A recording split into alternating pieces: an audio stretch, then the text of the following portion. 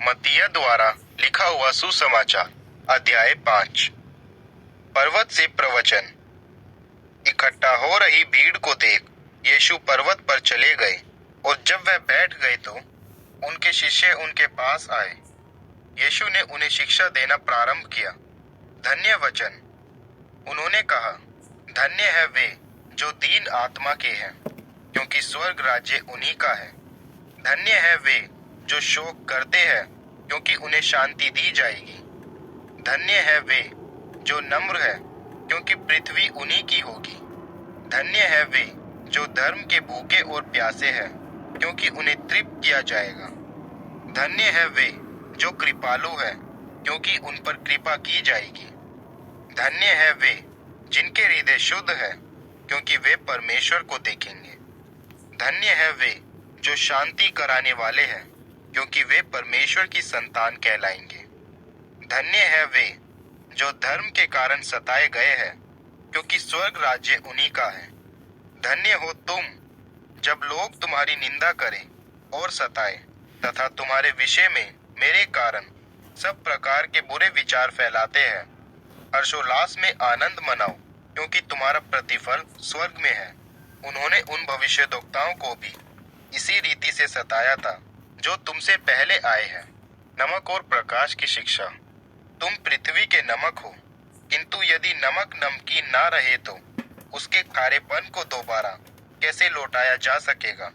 तब तो वह किसी भी उपयोग का नहीं, सिवाय इसके कि उसे बाहर फेंक दिया जाए और लोग उसे रौंदते हुए निकल जाए।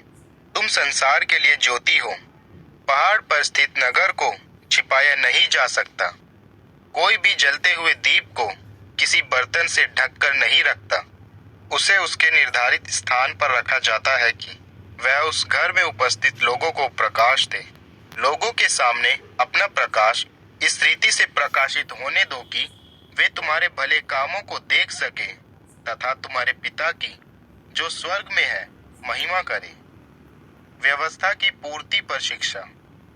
अपने मन से यह विचार निकाल दो कि मेरे आने का उद्देश्य व्यवस्था और भविष्यद्वक्ताओं के लेखों को व्यर्थ साबित करना है।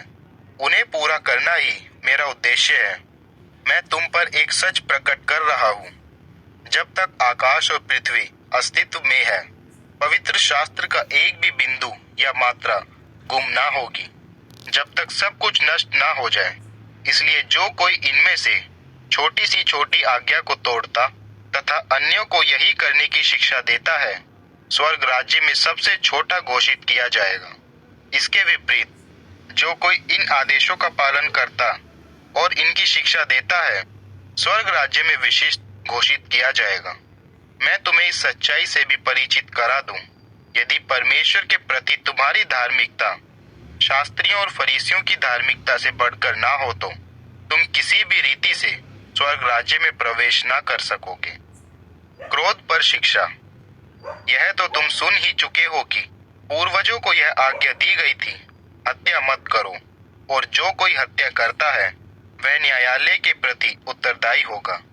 किंतु मेरा तुमसे कहना है कि हर एक जो अपने भाई बहन से गुस्सा करता है वह न्यायालय के सामने दोषी होगा, और जो कोई अपने भाई से कहे, अरे निकम्मे, वह सर्वोच्च न्यायालय के प्रति अपराध का दोषी होगा, तथा वह जो कहे, अरे मूर्ख, वह तो नरक की आग के योग्य दोषी होगा।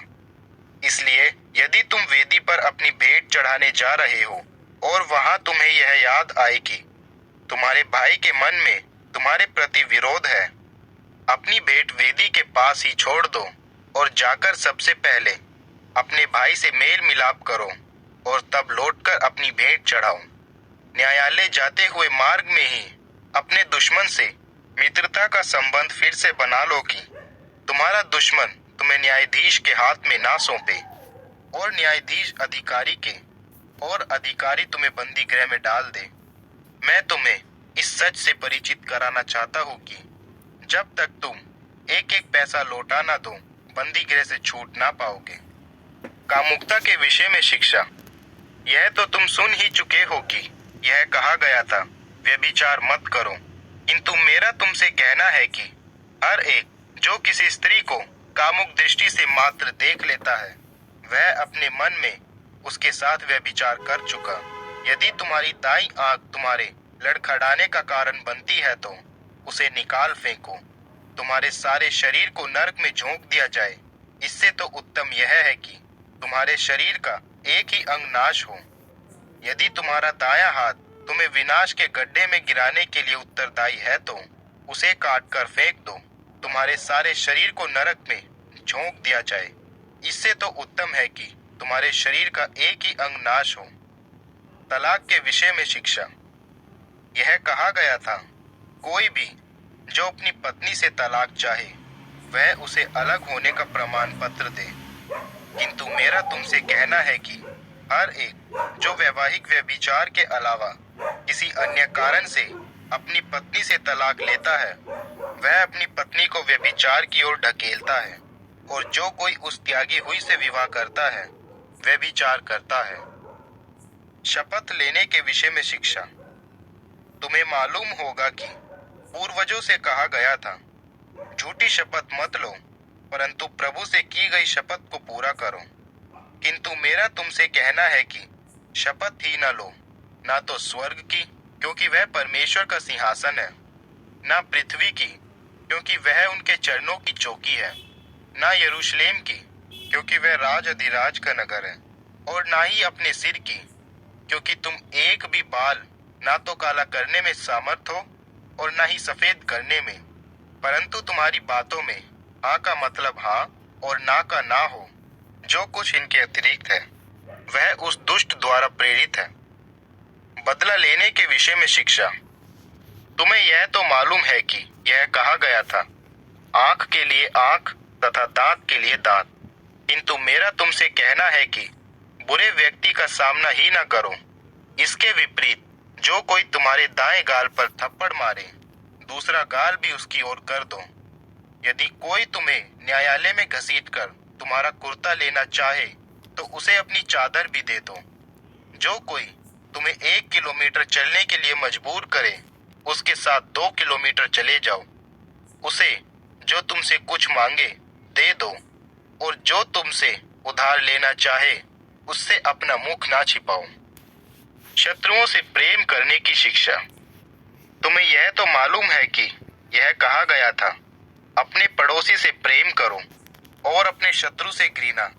किंतु मेरा तुमसे कहना है कि अपने शत्रुओं से प्रेम करो और अपने सताने वालों के लिए प्रार्थना, कि तुम अपने स्वर्गीय पिता की संतान हो जाओ, क्योंकि वे बुरे और भले दोनों पर ही सूर्योदय करते हैं।